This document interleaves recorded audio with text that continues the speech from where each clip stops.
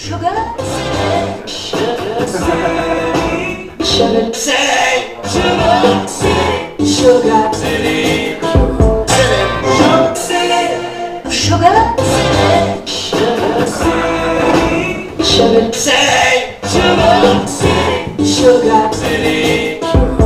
Ladies and gentlemen, from the historic Sugar City Theater in Buffalo, New York, it's the early show.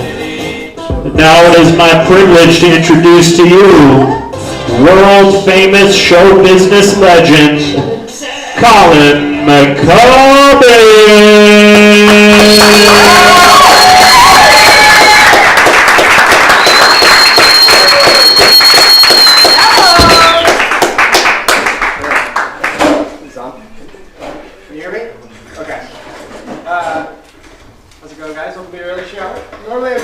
But I didn't write one, so sorry. Thank you all for coming out. This is our first early show. It's our first talk show here at Sugar City, and hopefully it'll go pretty good. Normally I would introduce my co-host and sidekick, not co-host, what am I talking about?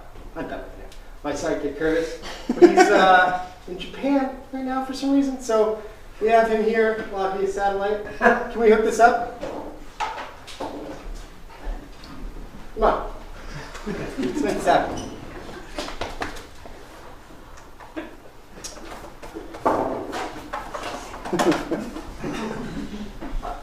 Magic of technology, people.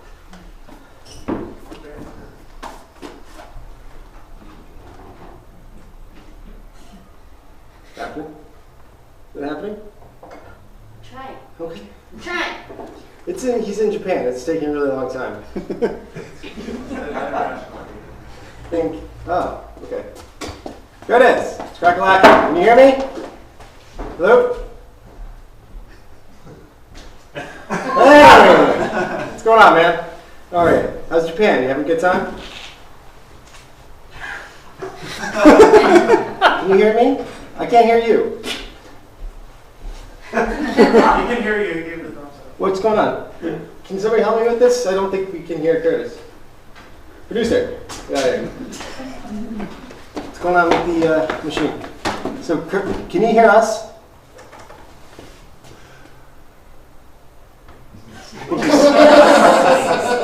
I think you spotted a fly or something. I don't know. I think there's something wrong with the internet in Japan.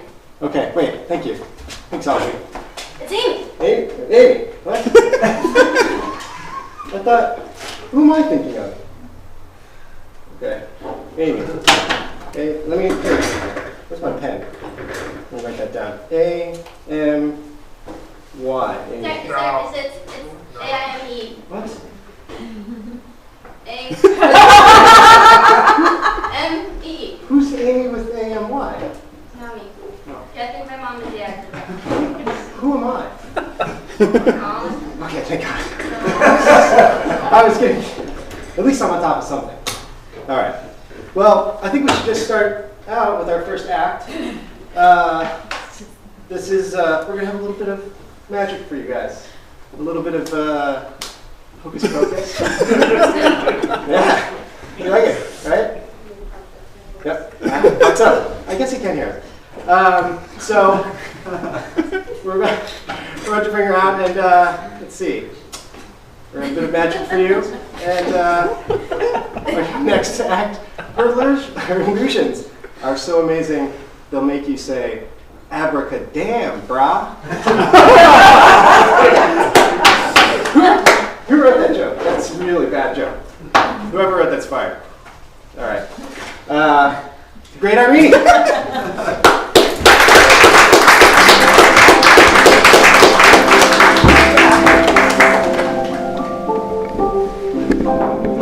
Greetings, all. I am the Great Ireenie. Tonight we will experience magic like none has ever been seen before. We'll see mountains rise and we'll see people cut in half. Maybe you. We'll see. Oh, who am I kidding?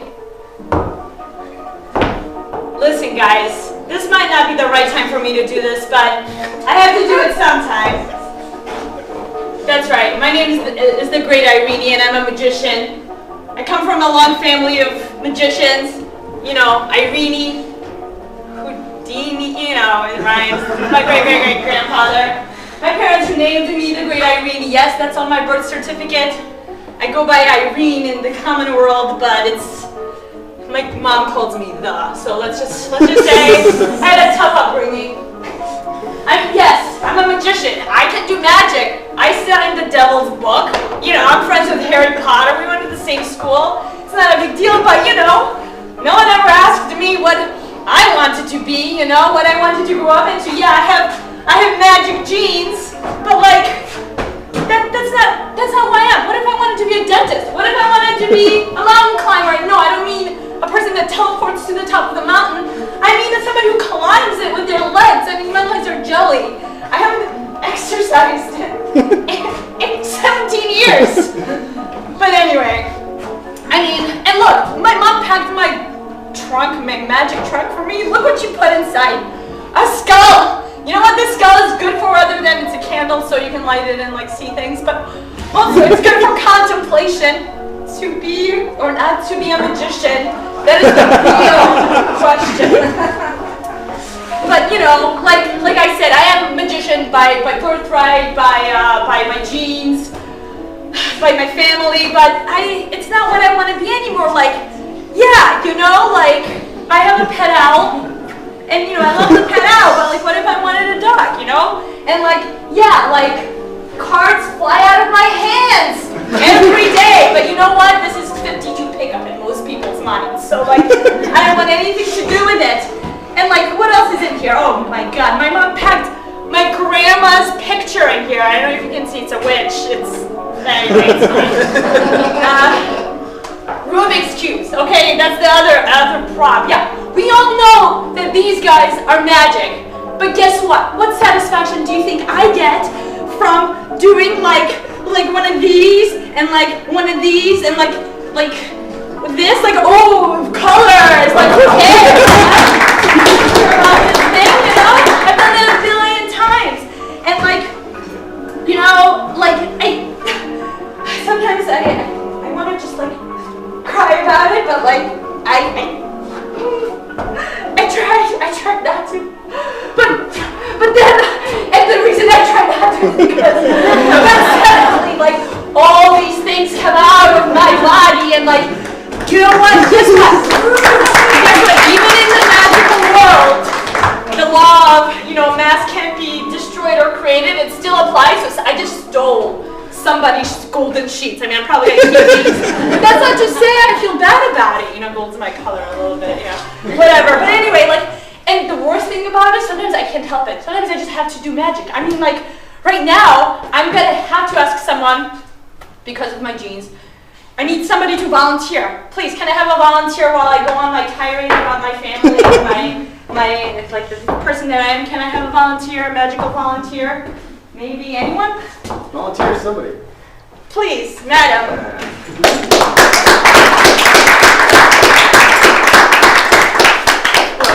Can you do me a favor? I hate doing this myself, and I hate this. Can you put a blindfold on my face?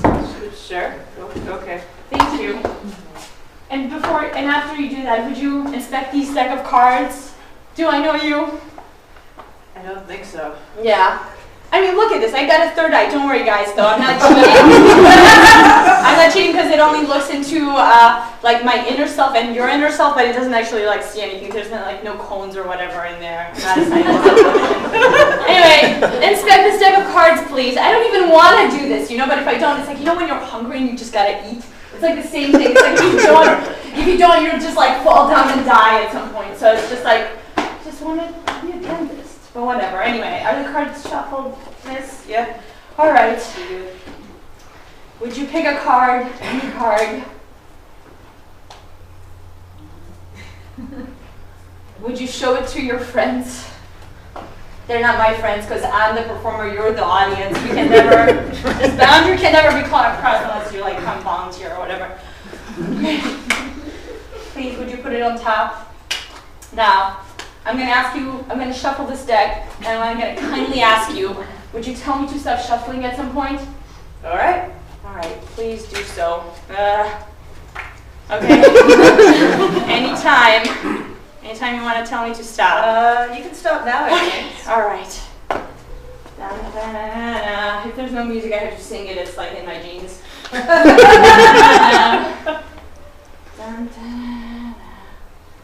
Oh no, what's going on? I don't even know. Da-da-da.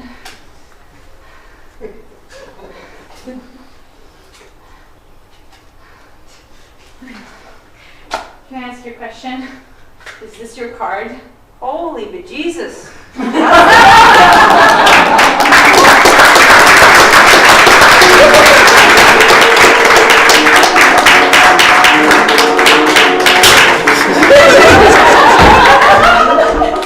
It worked again! I was hoping I was losing it, but I'm not losing it yet. So thanks, you've been great.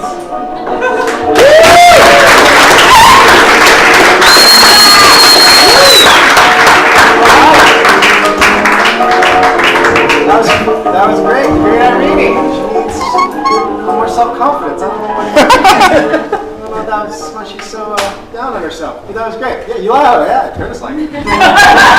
What? You were just laughing a second ago.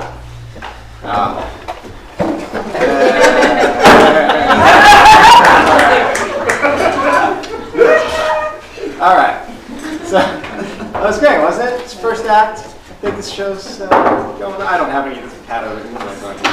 All right. Let's see. Let's bring out our next guest. I think we're going to have a little interview with a really interesting guy. Let's see. His name is Kevin Thurston. I used to know a bird named Thurston. He was a parrot. My friend owned a parrot named Thurston. But this guy's not a parrot. He's a poet. Whoever's writing these jokes is fired. Seriously. You guys are making me look like a total jerk out here. He's the founder of the Buffalo Small Press Book Fair, and just a really cool, interesting guy. So that's it. Kevin Thurston, come on out.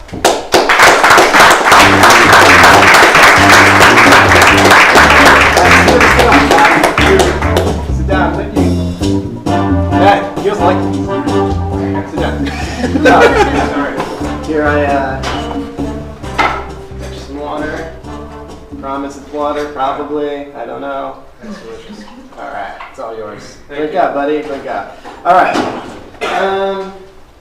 Kevin, how are you? I'm doing well. How are you? How do you think?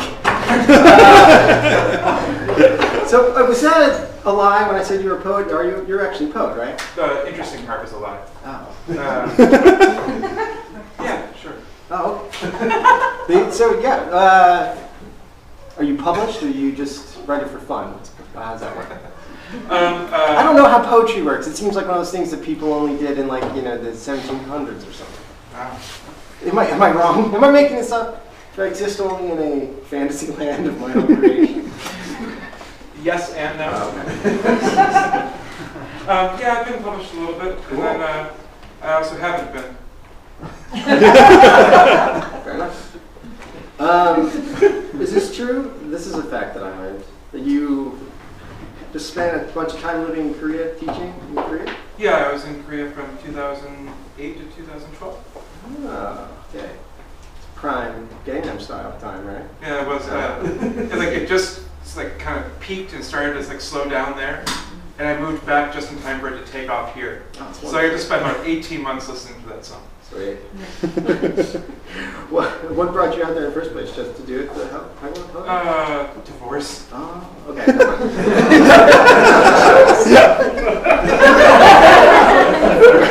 Never mind. Put a pin in the old. The old romance balloons. Yeah, don't worry about that. Fair enough. You do like a sort of a radio show thing, or internet kind of. What is it? It's not a talk show. Yeah, but you talk to people, you interview them and stuff. Yeah. No, whatever. Don't worry about it. Please. Please. I've got choices. This one's gel. Ooh. Ballpoint. No, just kidding. Try to be nice. I'm just kidding. Yeah, and then because I saw on the internet, right, that you interview all kinds of people. That's true. Am I doing good? Comparative to me? Yeah. Please. You're handsome. Oh, thank you very much. No, but I saw that you did. I have to ask this because my mother's in the crowd and she would want to learn about this. You did a show. You did a thing about craft breweries in the city of Buffalo. What's up with that? Is it cool? Are we getting good here in the city? Where is she? Should I address her? Yeah, she's not. Hi, how are you? Kevin.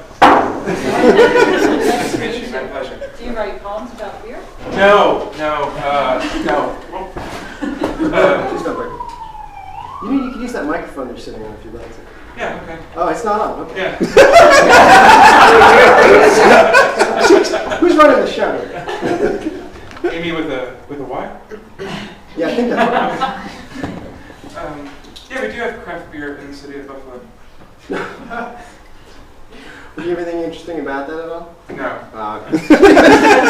Well, then let's get to why I really brought you out here, which is about the Buffalo Small Press Book Fair. That's what you're here to plug. It's true. You were the founder of this? Co-founder. Co-founder, okay. Who else? Who's the other person? His name is Chris Britton, but he's an itinerant printer. You can't find him. You're the better co-founder. Finder? If you found something, did you find it also? No, okay, never mind. How did it start? Some say. Okay. It's the 10th one. It is a 10th and So- final one.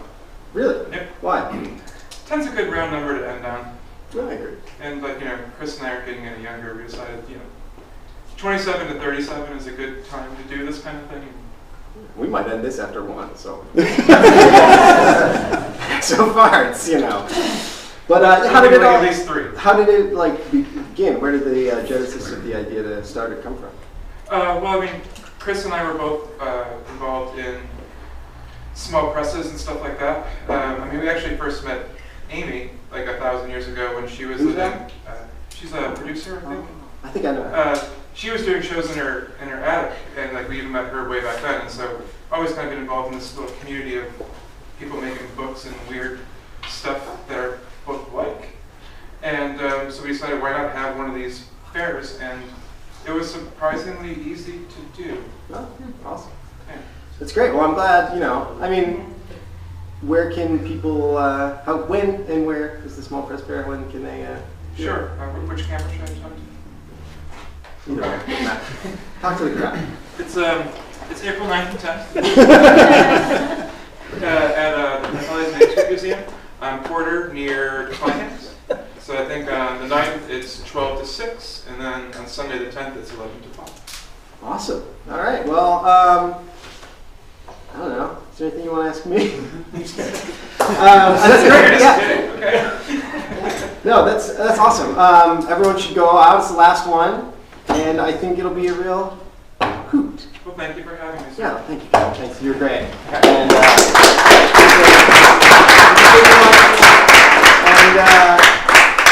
that was very fun. It was a good interview. I'm working on it, guys. I've never done this before. Whew. What are you talking about? Good? All right. Well, I think we'll probably move on soon to our next little performance we got.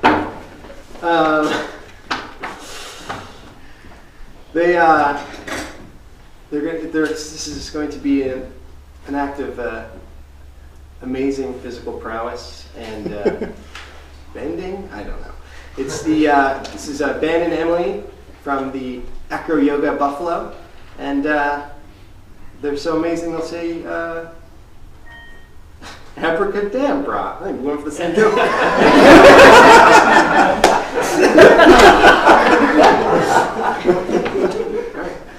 It's Acro Yoga Buffalo.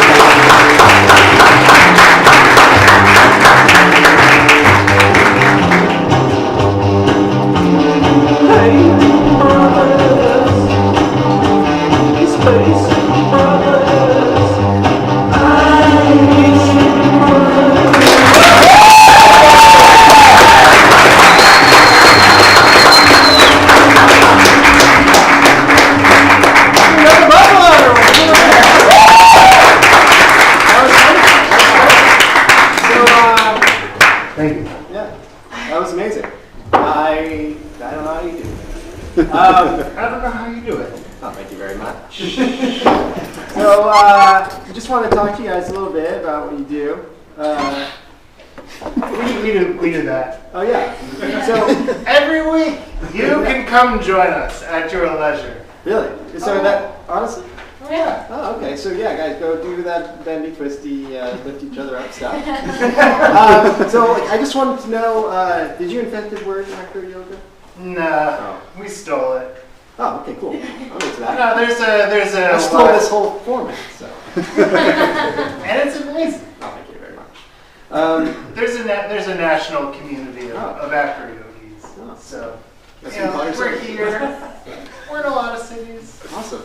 And so anyone can come out and do stuff Yeah, with you guys? we meet every Thursday at Soul Rise. It's a little studio nearby, and we have a few beginners every week, and we have just a pretty large community. 20 to 30 people usually practice Wow. every single week. Cool. And Get the rest of them out for the next one. oh yeah, you can put 30 people on there. We'll bring them all. Oh, yeah. I think that stage is, I think it's rated for having 30 people on it. It certainly won't collapse and possibly injure all of you. I'm kidding, that's just slanderous to Sugar City. Well, that's great. I guess I don't really have any other questions for you guys. How can people contact you? Like, do you have any, other than going to just showing up at Soul Rise and banging on the door? You should show up at Soul Rise and bang on the door. Any time of the day. I don't live there. Oh, okay. I recommend it to you. But we also have a Facebook group, which is the easiest way to find out what we're doing. It's Acro Yoga space Buffalo. And we also have a website, acro-wny.org.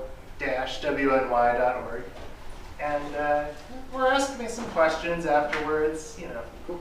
Are you guys going to do any other kind of performing type thing like this again anytime soon?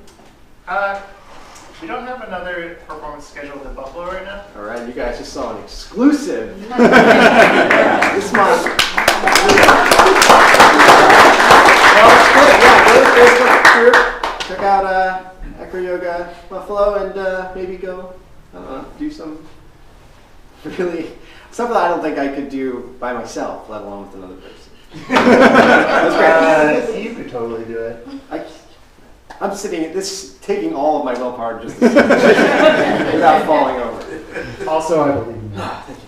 Thank you very much. Well, that's great, guys. Thank you.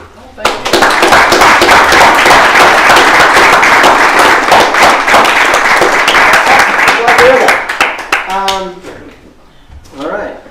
Well, what's up? Here, you like that one? Yeah? Anything? All right. Okay. He's temperamental. That was pretty great, wasn't it, guys? That was awesome. Well, we're about to get into something that is, your guess is as good as mine how we made this happen. Our next guest is, I don't even know how to introduce him. I'm not wanting to make jokes, but it's the meteorologist from Channel 4. He's been on the news for years, Don Paul.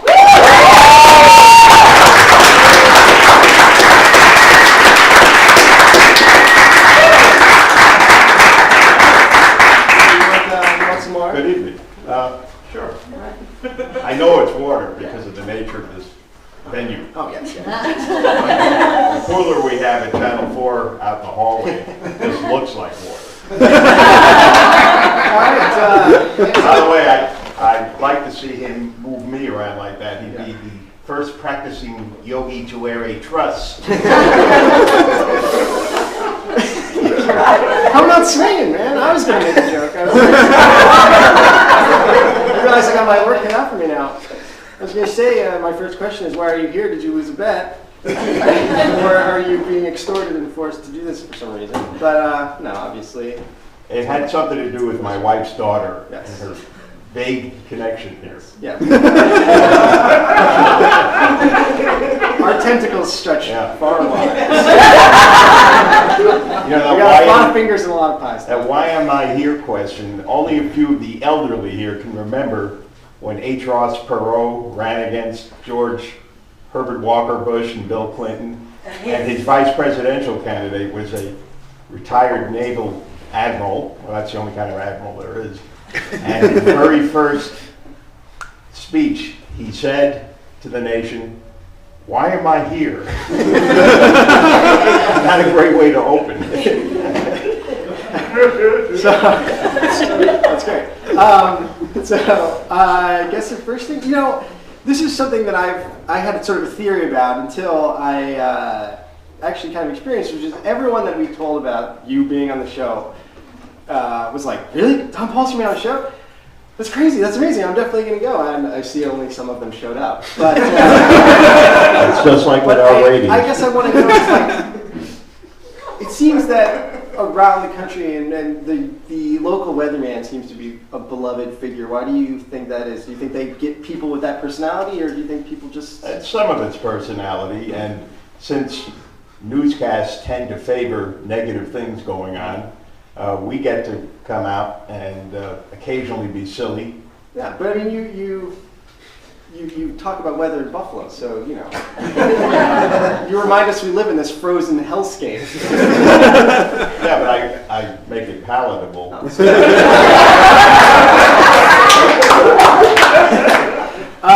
I mean, speaking of that, though, actually, you started at the station, or did you start at Channel 4? You came here in 1984, Wow. yeah, which proved George Orwell right. And, but you stuck around. I mean, you clearly like the city, and I mean... Yeah, when I got here, I had a very nice contract for 4 years, and didn't expect that I would stick around. I had 2 little girls, 2.5 and 4.5, and had a new house here, and then after just a year or so, I said, "This is it."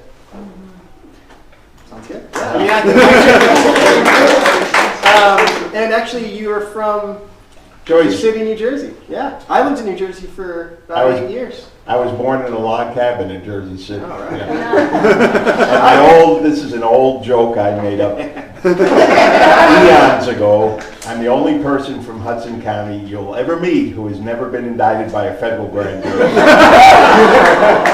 fact, last year, when Chris Christie was United States Attorney, he put away a lot of politicians and organized gangsters, and I found this video of him at a town hall meeting in Jersey City, and I looked up on this website, newjersey.com, what percentage of the indictments and convictions as U.S. Attorney did he get in Hudson County out of 21 counties? More than 30%.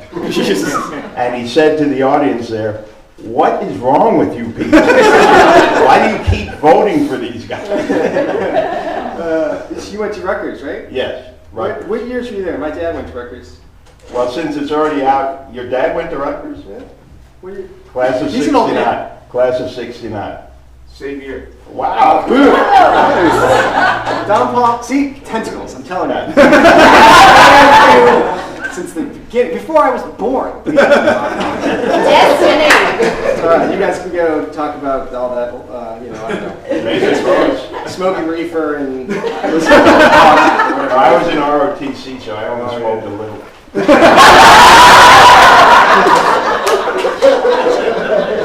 We should switch places. I don't have anything interesting to say. That's why I do the show. So, you're a funny guy. Is it true that Johnny Carson rejected you for a joke writing job? I was personally passed over twice. What? And if you're going to be passed over, you don't want to be passed over by some flunky. You want the top guy. Just try to tighten this up a little. I was living in Tampa, and Johnny had a gag writer named Pat McCormick. And Pat McCormick, some of you have seen him. He was in both of the Smokey movies with Burt Reynolds. He's in some Robert Altman movies. And he was, since he passed away, 6'7", weighed about 380. He streaked Johnny Carson during a monologue once. It's on YouTube. If you just type in Pat McCormick streaks Johnny Carson. This is an all-ages show, you guys know. Yeah, this is all No true. nudity, please. But he left the Tonight Show for a couple of years for his film career. And one night I was in bed with my then wife and watching Carson's monologue. And then he finished the monologue, sat down and did a bit, the kind where Ed sat on the couch. And I heard these jokes and I said, McCormick, he's back, because I know his style. And then a week or two later, he was on a PBS show with two other great comedy writers, but he wasn't on camera. He was in the studio. I could hear his laughter. So I got inspired because I was working at a Tampa station doing weekend weather and science reporting 3 days a week, except they never had a cameraman for me. So for those 3 days, I was getting very bored. So I wrote Pat McCormick the best letter I ever wrote. It was funnier than I am. I don't think I could ever equal it. And a week or two later, I got a call from his secretary saying, Mr. McCormick is not the head writer, but he was very amused by your letter, so he's passed it on to Johnny's head writer, this fellow Ray Siller. And Siller sent me a packet of sketches, and a few of them I'd seen, including that night that I said he's back. And he said, let's see if you can write some stuff like this. So I was in euphoria without any substances, and I couldn't stop writing, and I sent the stuff out there, and I was waiting a week or two, and my parents came up to visit this apartment we lived in, and I was never funny at home. I was funny for my dad's brother, my Uncle Willie, never for my parents. And when my parents got there, I was on the phone with this fellow Ray Siller, who I think is still alive. All the others are gone. And I was on the phone a long time. I said, hi folks, I'll be right with you. And after I hung up, my dad said, who is that? And I said, that's Johnny Carson's head writer. He was Carson's head writer for the last 12 years the show was on the air. And my dad said, what does he want with you? So at that time, this was 1979, Carson announced he was considering retiring young. He was getting bored. And I got this note back a couple of weeks later, which I still have. And it's from Ray Siller saying, I found your stuff to be very, very funny. Unfortunately, the powers that be have passed on it. I think if you moved out to California, we'd have no trouble hooking you up with a show, which I didn't do because I had never written sketch comedy. And then he called again, and I said, who are the powers that be? He said, well, it's the power that be. So a year later, I went from Tampa to Detroit, and I came home one day, and my wife said, it's Ray Siller. He'd somehow gotten my phone number from the Tampa station. And he said, you still have that stuff you sent me last year? And I said, yeah. He said, good, because I lost it. And Johnny Carson had just signed a new 5-year deal, started a company called Carson Productions. And he said, he's like another person again. He's happy, he's energized. He'll never remember your stuff. And I'd also like you to write some blackout sketches. And I said, what's a blackout sketch? And he said, wait, you write jokes? I said, well, I'm a meteorologist. I write jokes. I was writing jokes on the side for a New York radio personality for 9 years. And he said, well, a blackout sketch is a sketch that has a very sudden surprise ending.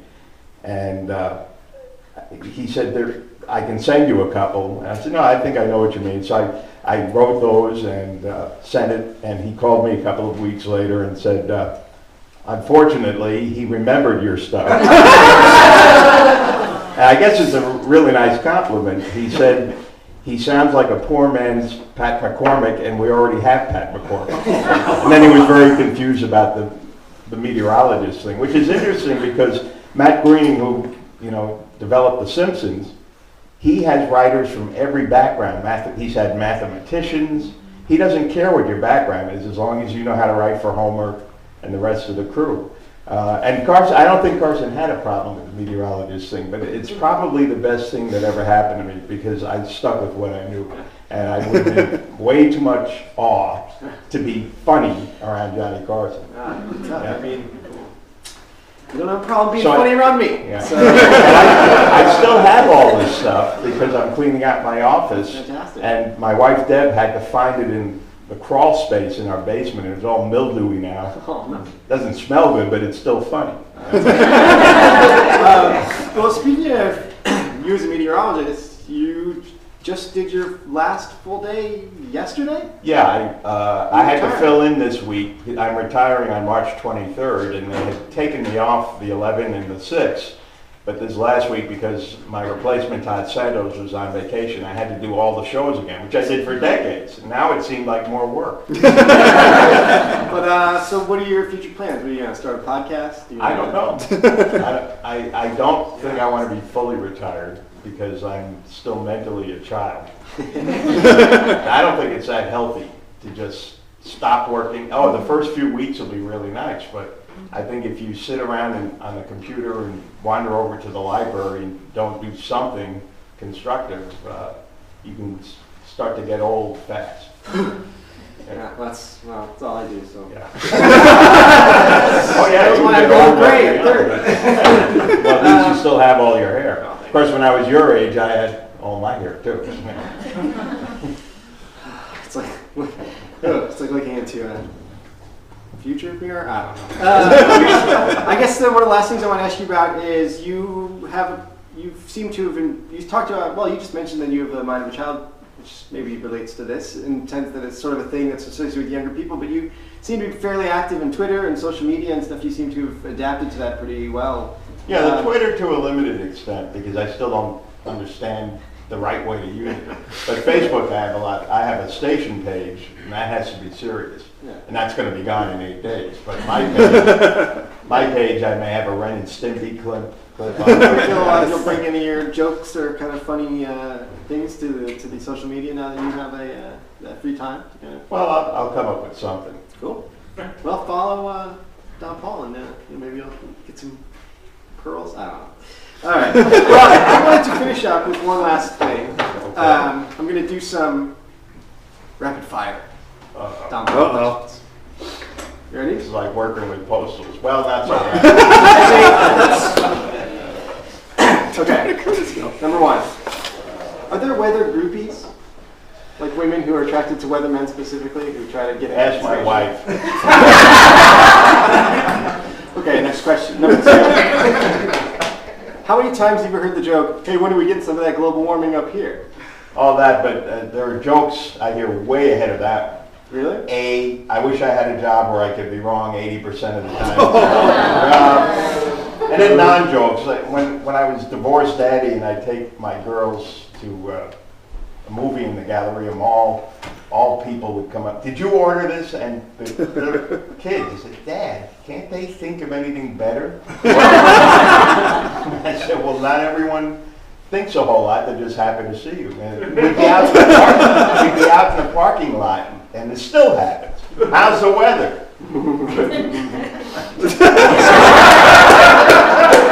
With that finger. Number three. Famously, Alex Trebek shaved his classic mustache. Why have you kept yours? I grew this mustache when I was in the Army. I had a real baby face, and because of ROTC, I was an infantry platoon leader, and some of my troops looked older than I did. And one day I was sitting in the officers club with a bunch of other lieutenants and some nice older colonel, and somehow the subject came up, and he had a mustache. And they were kidding me about how young I looked. And he said, why don't you grow a mustache? He grew one when he was a lieutenant back in World War II. That's how long ago I was in the Army. So I did it. I only shaved it off once on a vacation. My daughters had never seen me without it. I don't really look too different. They thought I did. So I grew it back. All right. Cool. Question four. Taylor ham or pork roll? What do you say? Come on, I thought you were a Jersey guy. I'm a Jersey guy, but I'm still alive. Okay. Come on. Question five. Al Roker, what a sellout, right? Now wait a minute. Roker By the way, he and Seinfeld went to college together for 2 years at SUNY Oswego, and then Seinfeld transferred to Queens College. No, Roper is a great broadcaster. He's not a meteorologist, never claimed to be one. So I'm fine with Al. I met him once. He's an American treasure. Number 6. What does Don Postal smell like? I hope never to find out. Number 7. When are we getting some of that global warming out? We haven't.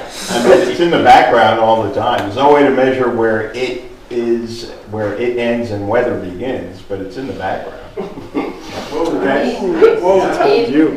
Number 8. Hot takes. Are you part of a secret cabal of powerful and influential Yes. Buffalo? No matter what it is, as soon as I heard that secret cabal, I Sorry, what was the question? I said, are you part of a secret cabal of powerful and influential Buffalo people who control everything? And how do I join? That would be Don Postal's. Well, he's in a smells like probably. Yeah, he's in a country club, and and that's where they all are, right? And finally, what's your favorite type of cloud? Cumulonimbus. Right?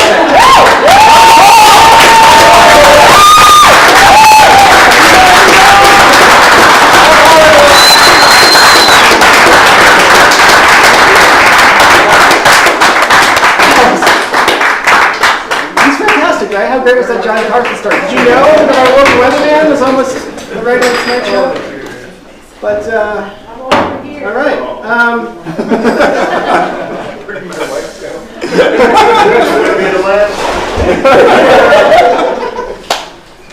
We were supposed to have some comedy tonight. Our friend Pat Cooley was supposed to do some stand-up, but canceled on us. But he said that he sent his close friend here. I don't know who it is, but it's Pat's friend here.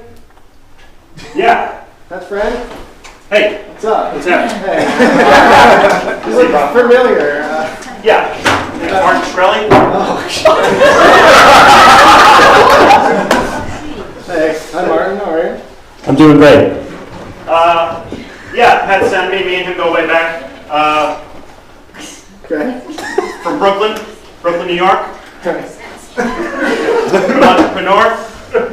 I'm an art lover. Yeah. I'm an honorary member of the Wu-Tang Clan.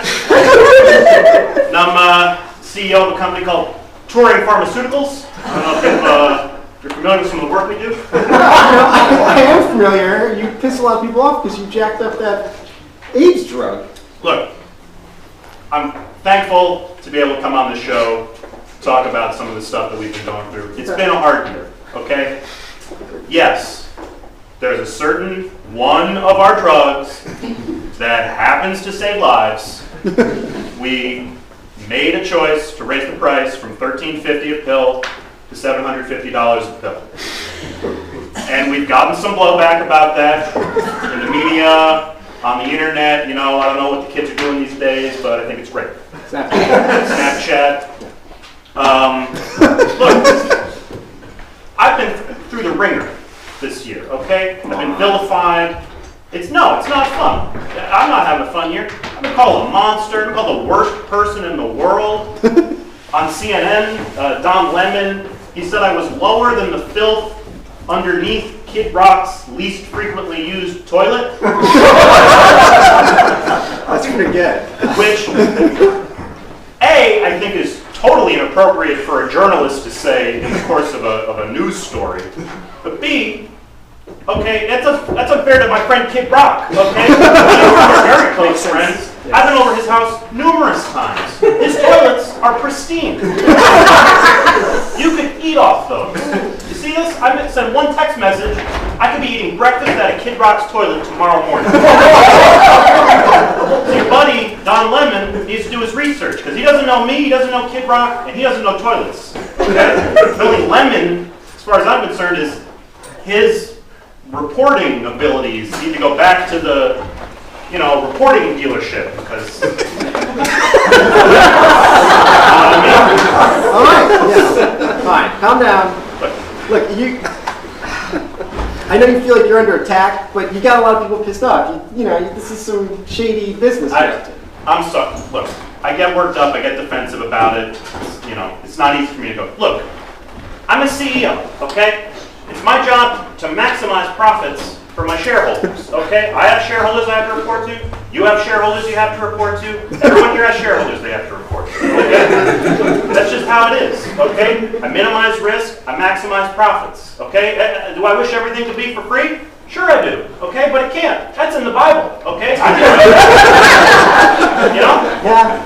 It's like, what's the, craisins, right? Yes, tell me about craisins, please. Delicious, everyone's favorite snack, craisins, right? Yeah. Most popular snack in the world. Everybody's talking about craisins all the time. I go to a party, all I hear, where's the craisins? Who's got the craisins?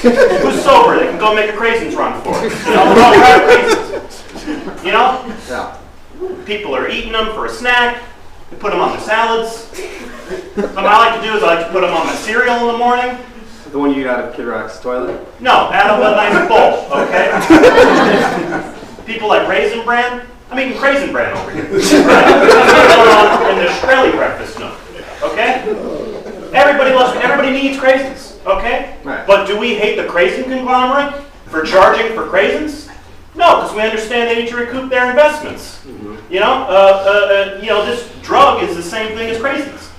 The only difference is that it happens to help people, not die. But other than that, it's the same deal. All right.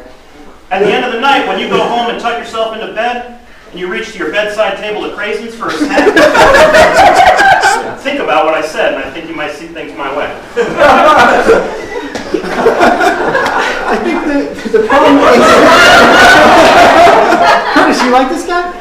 No, I think the problem isn't about the drug and the crisis. It's about your attitude, like you're this smug, rich douche. Look, and because you're going around, you're buying that Wu-Tang album, you're rubbing people the wrong way. You got that grin that just makes people want to knock your teeth on you. Look, everyone thinks they know Shkreli. They don't know Shkreli. They think I'm some kind of, pharmacy, I'm the pharma bro, all this stuff. That's not me. Okay? Yes, I paid $2 million for the only existing copy of the new Wu-Tang album. And I keep it in a vault in my penthouse apartment.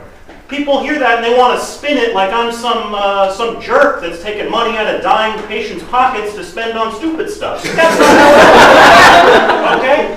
The way I see it, I'm like a patron of the arts. A patron.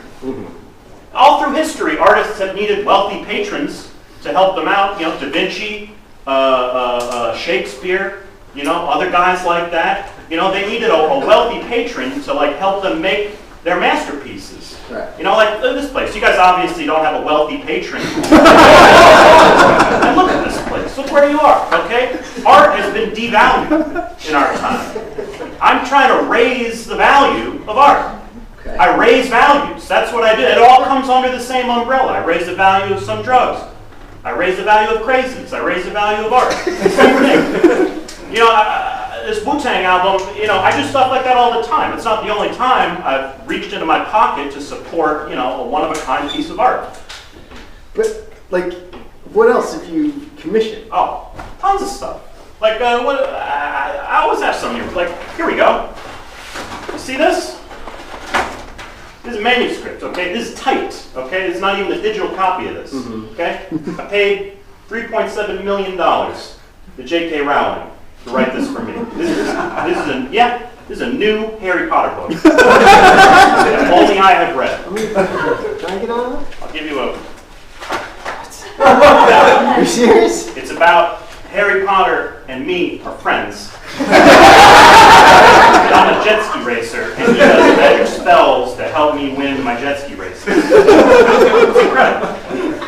That sounds great. The finale is there's a big championship jet ski race, and it's me versus Scott Katz, who's this kid that used to bully me in the 8th grade.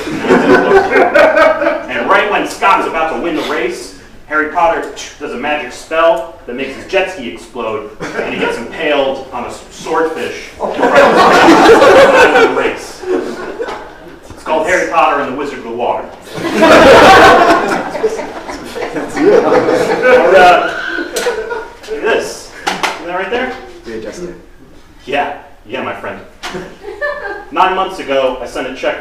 million to a certain film director, whose name I promised I wouldn't say, but it rhymes with Believe in Bleelberg. Last week I get hand courier delivered this tape, only copy in existence, the movie. Tom Hanks stars, starring role in the Henry Rollins biopic called Loose Nut. Tom Hanks. It's incredible. Does he wear the This is the little only bicycle shorts? Yeah, it was a contractual stipulation that to help him get into character, he had to wear the same pair of tiny black bicycle shorts for the entire duration of shooting, 6 months. He does all the songs himself, he sings them himself, they don't use any like overdubs or anything. His version of Slip It In is like magnitudes better That song that than they the original. Kira did the band. Yeah, yeah. Okay. Or what else do I have? I always have something on me here. Oh, here we go.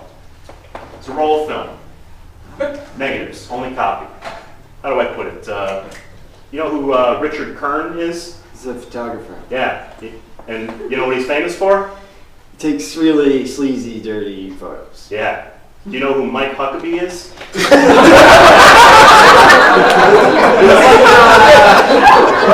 like a governor or something. He plays the sick Yeah. bass. You want to know what's on these photos? Yes. No, you do not. It's for Martin's eyes only. Even your buddies, Peg Like Love. Yeah, I saw them, a few months ago. I liked what I heard, and I approached them. We made a deal. They're cooking up something for me, a little one-of-a-kind musical project that's only going to be for my ears. It's going to be great. I don't want to spoil what it is. Precisely, because it kind of ruins it for me if everyone else knows about it, but one word. Dubstep. Yeah.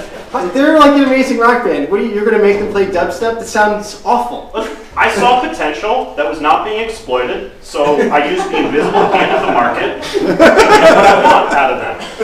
Okay, that's what you do in a capitalist society. Look, who knows more about art and music? You, some guy no one's ever heard of? Or the guy who could eat breakfast at a Kid Rock's toilet tomorrow? All right, get off my couch. Get out of here. Mike Skrelly, everybody.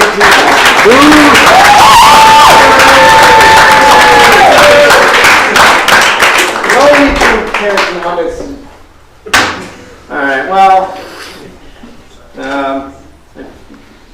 ran out of cards, so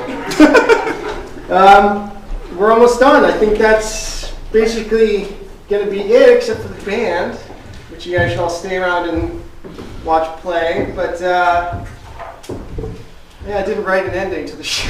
I just wanted to say, this is our first time doing this. It was a fun experiment, and I'm really glad so many people came out. I want to thank the Great Ireenie for her amazing magical skills. I want to thank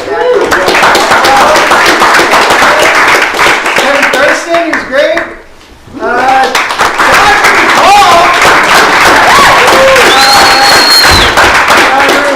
Pat Huey, I don't know where he is. I think, he's hanging out with Martin Skrelly doing coke on an island somewhere.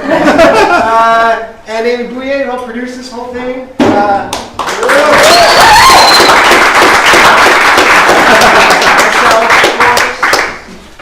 And, I want to say I'm sorry to my band that I didn't practice all week because I'm working on the station. I'm sorry. And they're all over there. Yeah, that's it. I think the band is getting ready. I don't know. I guess I can say that they've got merch here. If you end up liking the band, please. Sugar City's an amazing space. They're all volunteer run and supported by the money you guys donate to them. So please go buy snacks, buy stuff. Just put money in that jar, just because we need it and we love it. And please give us your money. And yeah. Should we do another one of these sometime? Yeah.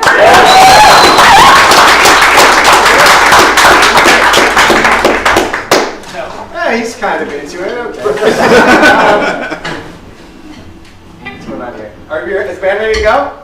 Okay, from Los Angeles, California, Big Red Love!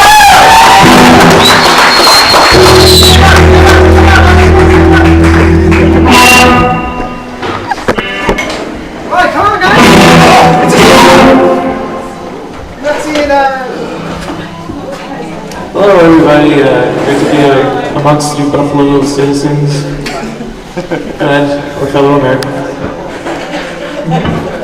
Don't be worried. Anyways, we're from Los Angeles. We've been on tour this whole week. So this is our ending tour night. It's great. It's a beautiful city of Buffalo. And we have stuff available, and it's good to meet you all. This is Peg Whitmore.